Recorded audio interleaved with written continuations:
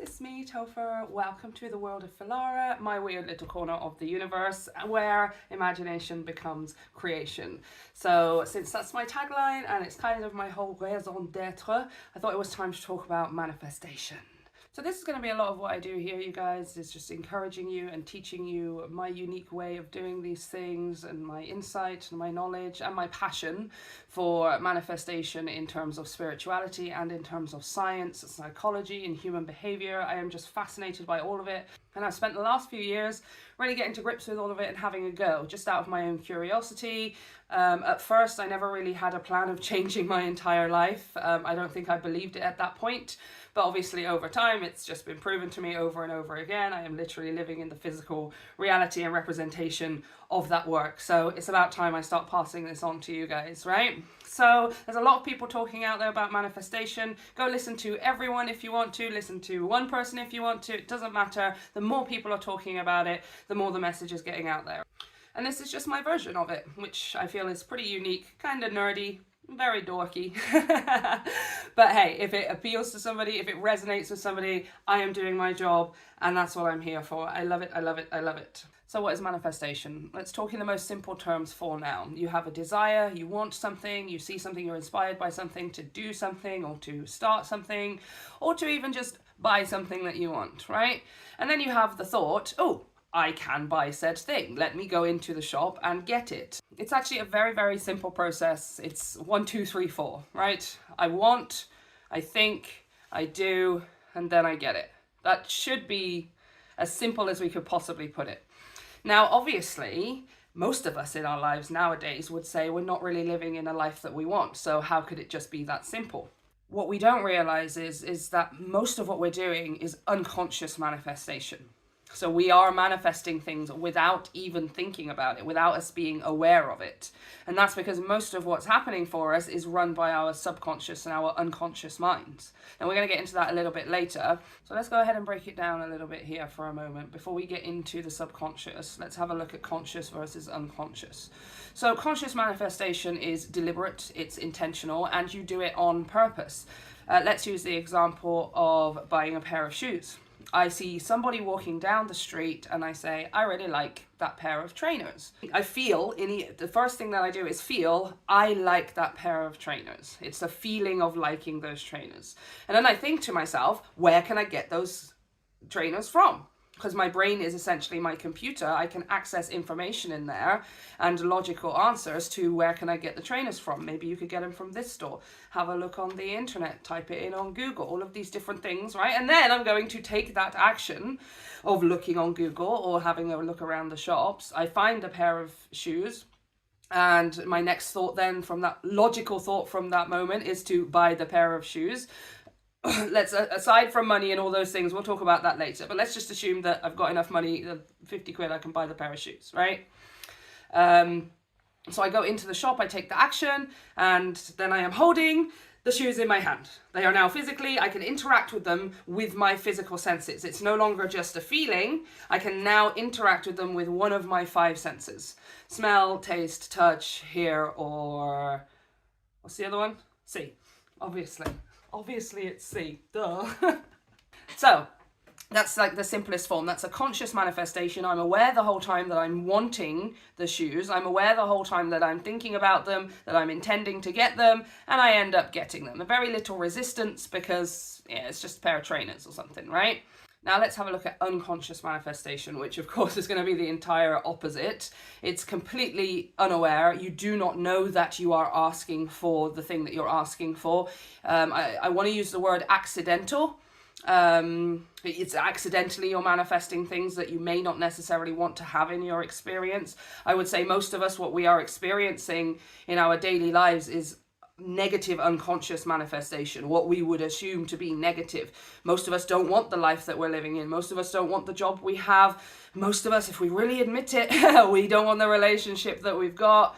Most of us can admit that we're just not where we want to be. This is why you're here watching this video. This is why I'm here teaching about it. That's why there's so many others out there teaching, because it's so important for us to be able to recognize we can have what we want.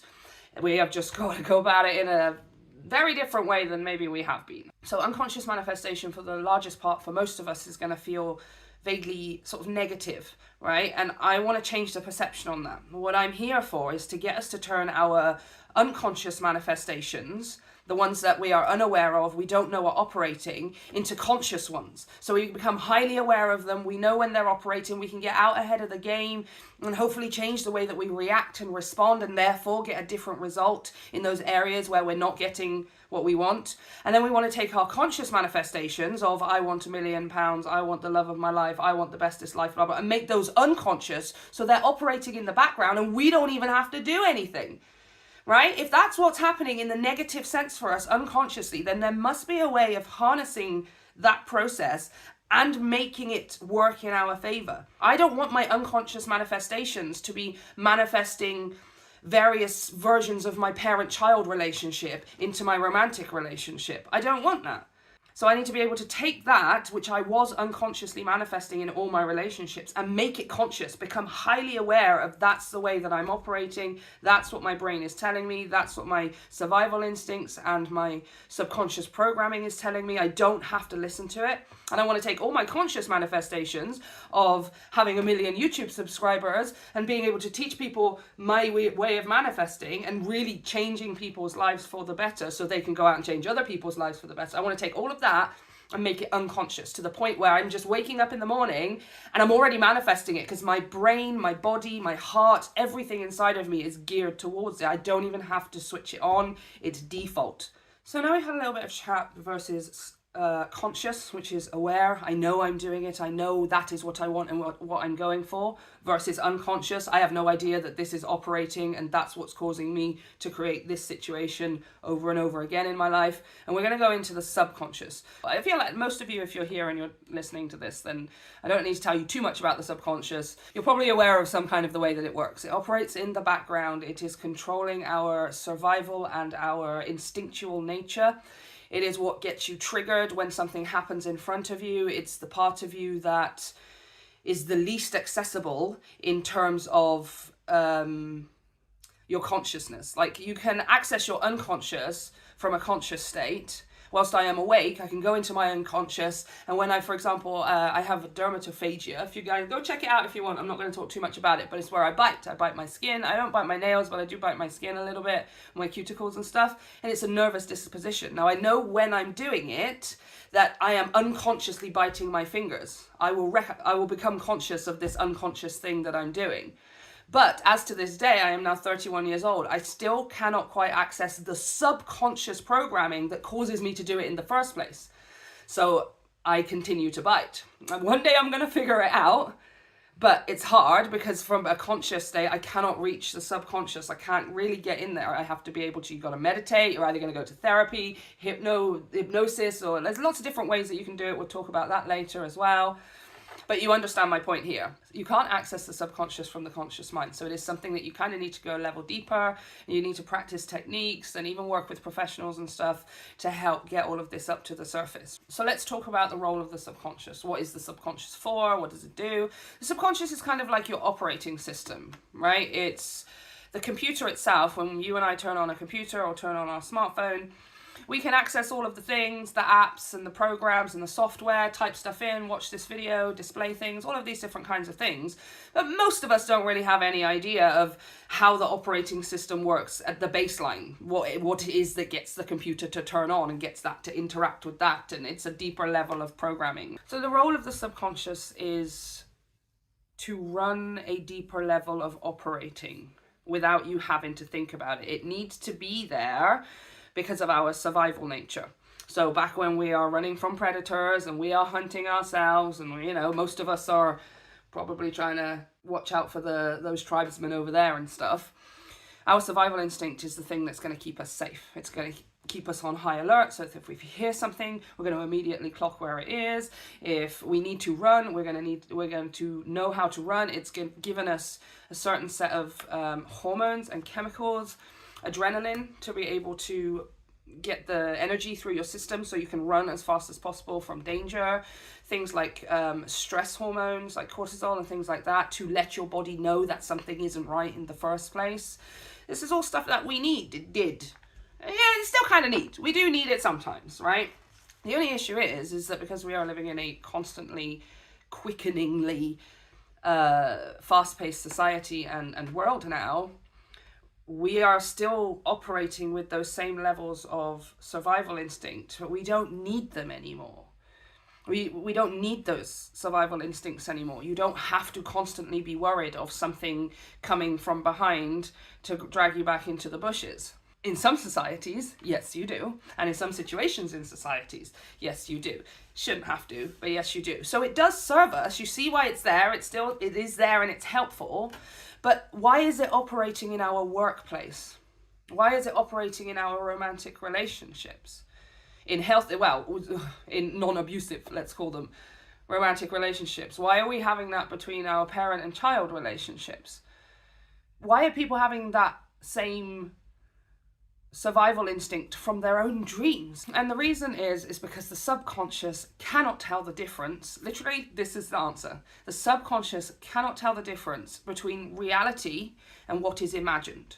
So when your conscious mind imagines the worst possible outcome, your subconscious mind assumes that that is the true case. It does not differentiate between, oh, it's not actually happening, so I don't need to worry about releasing stress hormones and adrenaline right now.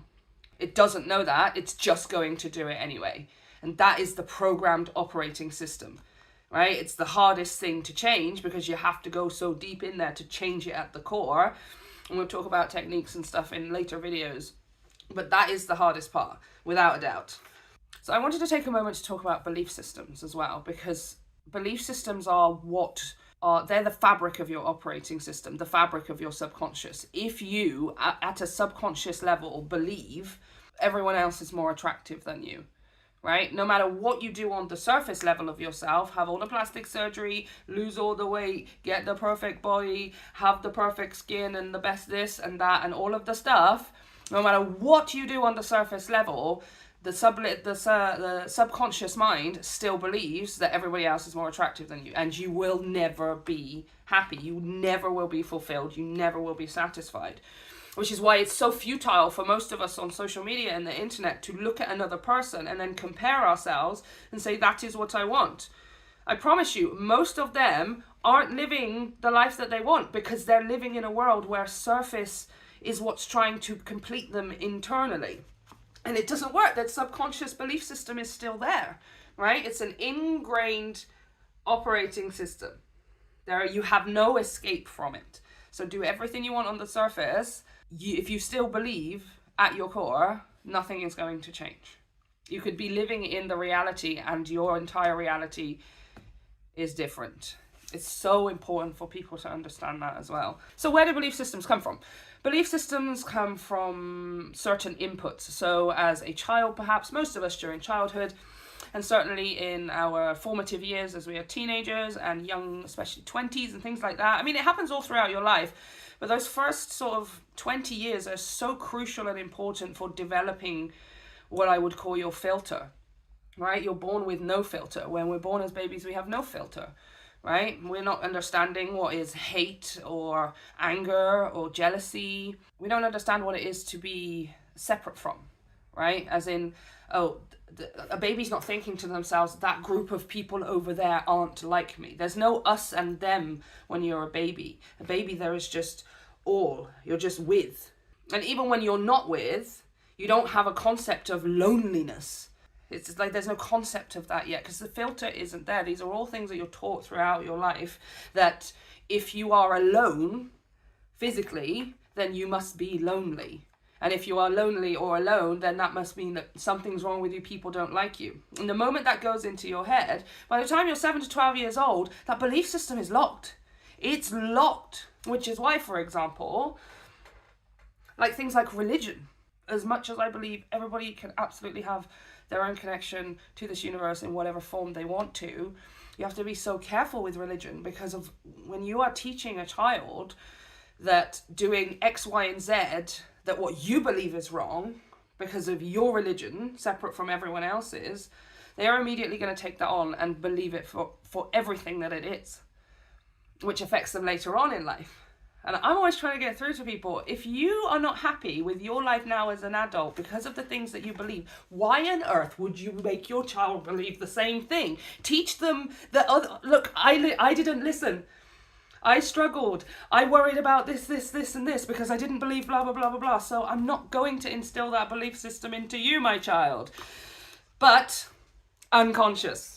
It's unconscious, it's subconscious. If you don't know it's operating, how can you possibly divert your attention in any other way? How could you possibly be any other way? There's nothing wrong with you. You only make the decisions given the input, information, experiences, fears and limitations that you have. So how could you choose any different? Man, you got to just give yourself some credit. Everybody got to give himself some credit so much of the time. So belief systems come in when there's a certain set of information. For example, you may grow up in a poor community or family, and the belief system or what you're taught when you're younger is no, we cannot afford X, Y, and Z. Now what's happening is you, in your conscious mind, maybe even at 12 years old, let's say you're super smart, you're 12 years old, and you know that it's not true that there isn't enough money in the world. Yeah? Maybe you are smart enough to understand that maybe it's just my family or in my community or something where we don't have a lot of money, because I know there's money out there in the world, there's lots of it, blah blah blah. Irrelevant. Your subconscious cannot tell the difference. The only thing that it hears is there is not enough money, there is not enough money, there is not enough money. So even if you were to put yourself in a situation where money was accessible to you, or you had a lot of money, you would be predisposed to either be too scared to spend the money because of not having any, or you would have to spend it as quickly as possible because you've never had it before and you're worried that it's just not going to be there. See these two extremes? That belief system causes one of those two extremes. So even for a person who understands money is out there and stuff, they're not going to be able to attract it and manifest it in the way that they want so easily and effortlessly and in the path of least resistance, because their subconscious is telling them there's not enough, no, there's not enough money, no, there's not enough. And that is going to make them think certain things consciously, like, I cannot apply for that job. I will never be able to have such and such thing. I probably shouldn't go for blah, blah, blah. I don't look as good as etc. because I don't have enough money to blah, blah, blah, blah, blah. Even down to things like I cannot afford the right healthcare because the money that I have needs to go on blah, blah, blah. All of these thoughts operating are constructed from that one operating belief system. There isn't enough money, because all that kid heard as a child is there isn't enough. No, you cannot have because there isn't enough. Or even maybe the parents were really nice about it. I'm so sorry, but we can't because we don't have enough. If you experience something over and over again, i.e. there's not enough money, or rejection, abandonment, even more serious issues, they eventually over time just become trauma because you don't necessarily know how to process it at the time.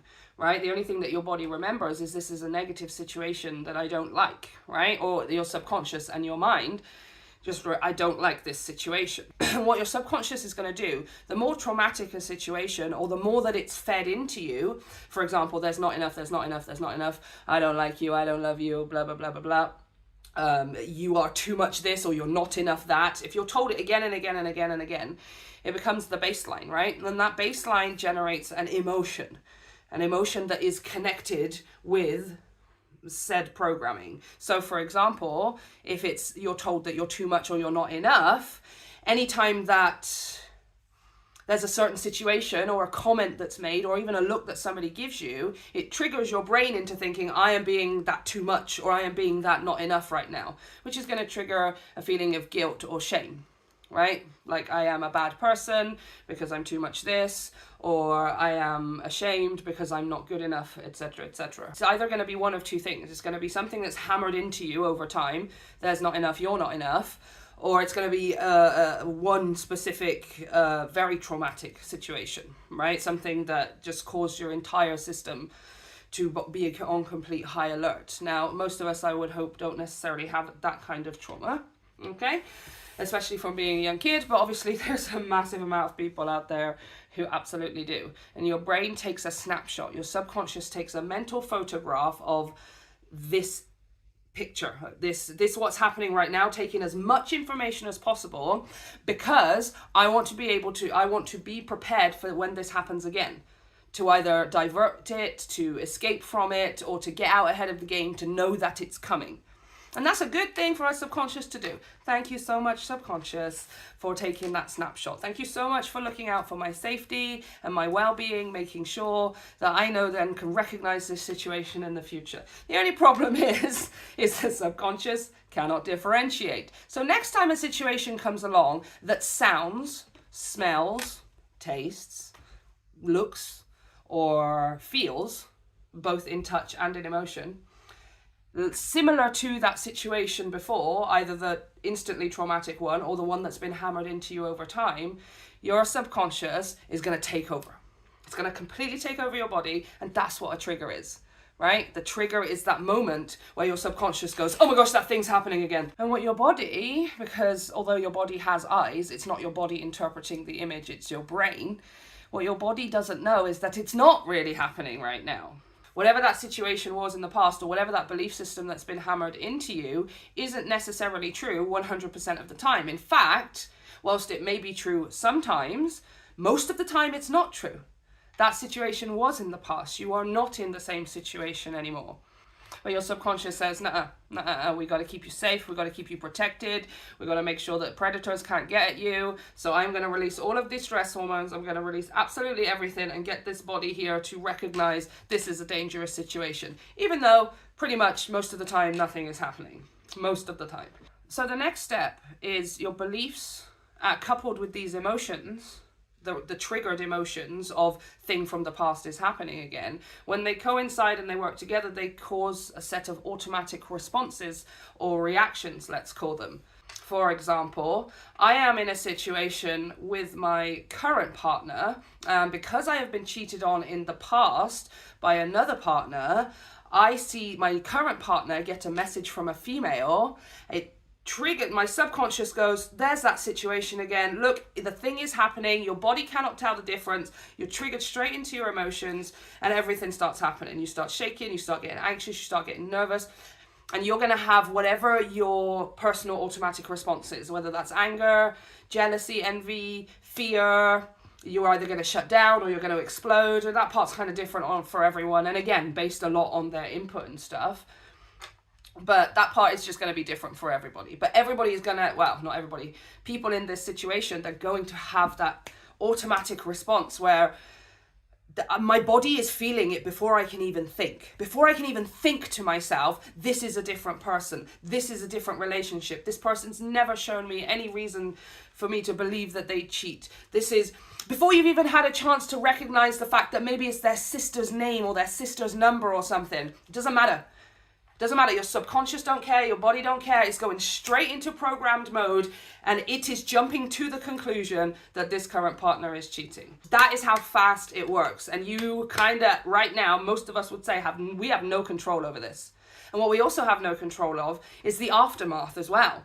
Whereas an animal, a gazelle, an antelope, can be shocked because a lion is running at them. 30 seconds later, after the coast is clear, they're back eating the grass and nothing is wrong. So I think what's really, really important for us is to be able to learn how to regulate that emotion and that thought, to be able to give ourselves even just 10, 30, even 60 seconds if we need to actually just go, okay, I am feeling that it's happening and I need to be scared and worried and anxious and blah, blah, blah, but let me just think for a minute. Is that actually what is happening? Have I actually got the proof of it? Is this actually the same situation? Let me look around and assess right now. Is there actually anything for me to fear in this actual second? Or am I terrified of the past repeating itself or assuming the worst possible outcome? Because it's usually one of those two. And that is the subconscious belief system operating. The past is going to come back and happen again, or it's going to happen in the future, or the worst possible thing is going to happen in the future. So where can we help ourselves? Reprogramming the subconscious. This is not easy. This says, I am not just saying it like it's, oh, you can just do it overnight. Oh, here's just a bunch of stuff. It takes time. The subconscious takes time. It took several years for it to be programmed into you. It's going to take several years for it to be programmed out of you. You've got to be able to give yourself that time. Now, most of us, because we're older, we might be able to get a quicker process if we do it with professionals or with other people. It just has to be somebody that you trust. It just has to be somebody that you trust. It doesn't matter if it's a person on the internet, doesn't matter if it's a therapist, doesn't matter. I truly believe that almost everything on this planet is a way for us to unlock our potential. Even if it's some freaking plants or the sky or God or a fictional novel or cooking your favorite things. I don't freaking care. I honestly, everything here is a tool for us to be able to figure this out, right? To unlock our potential. So however you want to do it, as long as you trust the process, as long as you feel connected to it and it makes the most sense to you, that's how you go about it, reprogramming the subconscious. So obviously there's a professional route, so you can do this through therapy, you can do this through even hypnotherapy and hypnosis and things like that. What you're wanting to be able to do in those instances is completely tune out your conscious mind so that you can get into your subconscious. You can begin to either figure out what's going on in there and then eventually, over time, hopefully, change what's going on in there, which again is a process. It takes a while. Now, if you're wanting to have a look at the spiritual route and things, then meditation is the best one. Meditation is genuinely the best one. And take it from somebody who was skeptical and dubious at first. Not of meditation. I love just doing hypnosis and stuff. Yeah, it's loads of fun. Always curious about it. But I never understand the healing potential of meditation. Actually being able to quiet my mind and hear what I am saying. It's also an opportunity as well for you to be able to imagine for a while, right? To give yourself an excuse. I always say that with meditation and visualization. Don't just do it to heal. Yes, do healing ones and all of those things, absolutely. But make time for fun ones too, where you just let yourself go. Yeah? You just give yourself permission to dream, to imagine. If you had it all, if it was perfect, if everything came to you easily, what would you ask for? How would you ask for it? And how amazing would it be when you got it? And yeah, you've got to be having fun with it too. I swear, this is my philosophy. If you are not having fun, if it feels like work, you are doing it wrong. Okay? It can be work, but it also feels fun. It should make sense to you. It should appeal to you. It should feel like the universe created this person, this thing, this thesis, this understanding, this science, this knowledge just for you. You ever felt like that before? Like where the universe just conspired to bring you something? I do that all the time. Books, movies, music, food. I'm just like, I know this is for other people too, but when somebody made this, I was in their brain. They had me in mind when they created this. And I'm like that with my spirituality too. Processes and techniques and tools and stuff. Like, oh, it's me. There's so much me inside of this. That's what appeals. That's what you work with. That's what you make your tool bag, right? It has to be for you. So go out there, research as much as you want to, experiment and be curious about it all. You do not ask the question, when will I get it? Am I going to get it? You ask the question, I wonder what would happen if I am curious to see what happens if I. What's your language? We're going to do a whole thing on language, you guys. Oh my gosh. So some of my favorite ways, absolutely meditation was the first one out. Loved it. I still love it. I do it a little bit differently now, which I will show you guys how I do it at some point in another video, but it's very, very unique. I've literally never seen anybody do it like me before, so I'm very excited to share it. Woo! Now, of course, you can do things like affirmations as well. The only thing I would say is initially, affirmations you have to be careful with. Most people are finding that their affirmations don't work at first or for a long time, and that's because, again, saying it consciously does nothing for the subconscious, because it's so much more powerful. What are we using, like 15% of our brain or whatever? Most of it is subconscious. Our conscious mind don't have a hope against it. So one of my favorite things to do is subliminals, which is just exactly the same as affirmations, but at a subliminal level, which you can play through audio, or you can have them up around, for example, your house. Some people put it on their mirror. Some people just have things lying around. They have vision boards, things like that. The subconscious has no choice but to pick up subliminal messages. So your subconscious is taking in about 11,000 pieces of information per second. That's a lot of information. The placement of things, the shape of things. Even as I'm talking here, I'm looking at the camera. My subconscious is taking absolutely everything in from my peripheral. So even if I don't clock that over there is the shape of something and the color and the placement of something, if I could tap into my subconscious, I would be able to, we would all have a photographic memory, but it would be insurmountable for our conscious brain to conceive of receiving 11,000 pieces of information a second. That's way too much. So if we're taking in 11,000 pieces of information a second, it would make sense then that if I am playing something with a subliminal message, if I am seeing something with a subliminal message throughout my day, my conscious mind wouldn't need to know anything about it. Wouldn't need to have anything to do with it, right? Because my conscious mind is not the one that needs to pay attention to it, because that's not the part I'm trying to change. My conscious mind already knows I want that villa in the Maldives. I was just really struggling to think of a name then. My conscious mind knows I want those trainers. My subconscious mind knows that I want to teach everybody how to manifest in my weird way, right? It knows all of these things, so I don't have to worry about making it know that. Subconsciously, however, different story. So the great thing about subliminals is they're going to go in at the subconscious level, leaving the logical mind to deal with itself. Because the logical mind, which is mostly the conscious, but the logical mind is the part that's going to come in and is going to say, well, you want £1 million, but you can't just win £1 million. Nobody wins £1 million. In order to get that £1 million, you're going to have to do X, Y, and Z. Your logical mind is going to look for some kind of pattern, routine, and structure that makes it sense to it that £1 million is available to you. Now, we love the logical mind. Of course, we love the logical mind. It helps us, okay? It's got all the science, it's got all the maths and everything. Great, great.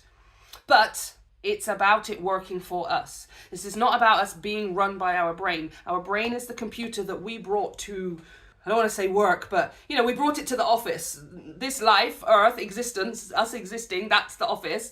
And we brought our computer with us. That's our computer in there. It's supposed to work for us. So the logical mind, it's just not doing its job when it arrives and say that your dreams aren't possible. Of course they're not possible. You have to do X, Y, and Z, and you're a lazy shit. Thanks. Thanks a lot. Thanks a lot.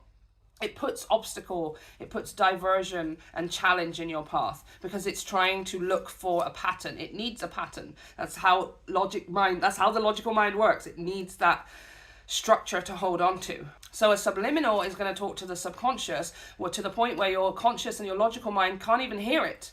You can't hear what the subliminal is saying. It's either sped up, or it's played behind music, or it's played beneath water sounds. You can do it however you want to and stuff. I'm going to do a whole bunch on my channel as well, you guys, because I really feel like that's the first way to attack. You want to attack at that subconscious, leave your conscious and your logical mind way out of it, so it can't tell you that it's not going to work. It can't tell you that it's futile. It can't tell you that you're ridiculous or you're believing in hokey pokey and blah, blah, blah.